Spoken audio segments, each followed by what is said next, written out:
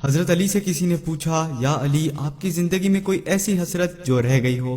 تب حضرت علی نے فرمایا، دو حسرتیں رہ گئیں، ایک کہ جتنا مجھے علم تھا کسی نے پوچھا نہیں، دوسرا جتنا میں سخی تھا اتنا کسی نے مانگا نہیں۔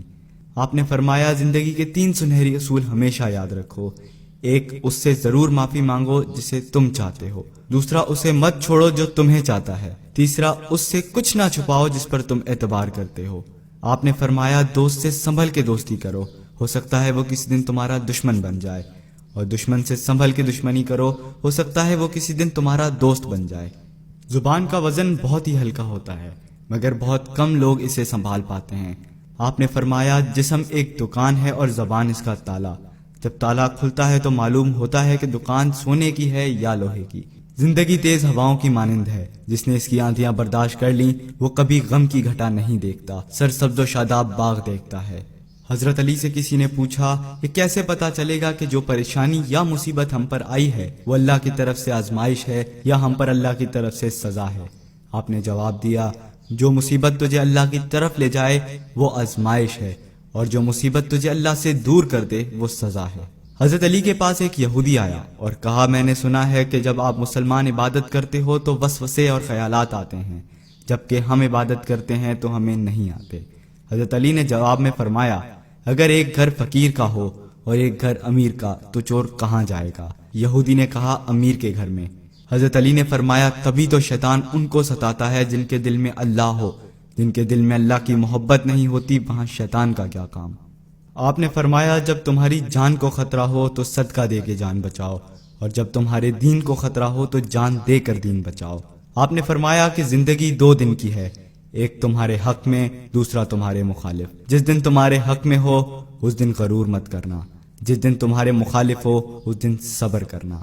کسی کی مدد کرتے ہوئے اس کے چہرے کی طرف مت دیکھنا، ہو سکتا ہے ان کی شرمندہ آنکھیں تمہارے دل کے اندر غرور کا بیج بو دیں۔ 3 چیزیں ایمان کو تباہ کر دیتی ہیں، امیروں کی محفل، عورتوں کی صحبت اور جاہلوں سے بحث۔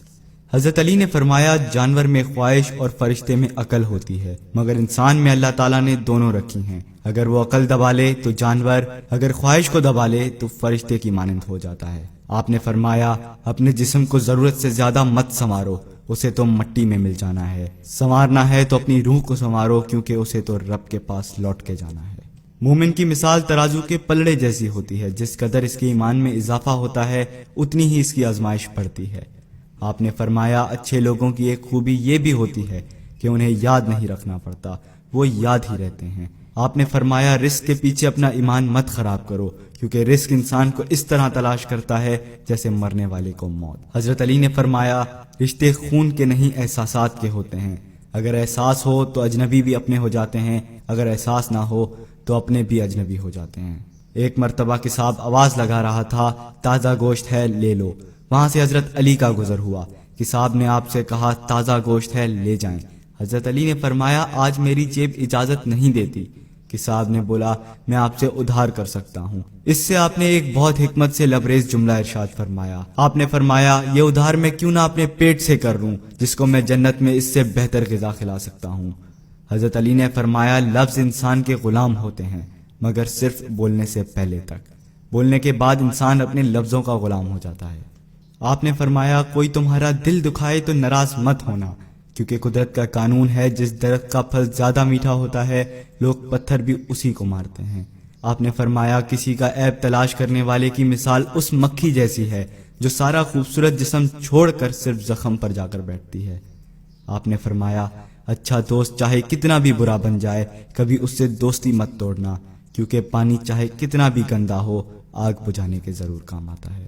آپ نے فرمایا، زندگی کے ہر موڑ پر صلح کرنا سیکھو، کیونکہ جھکتا وہی ہے جس میں جان ہوتی ہے، اکڑنا تو مردے کی پہچان ہوتی ہے۔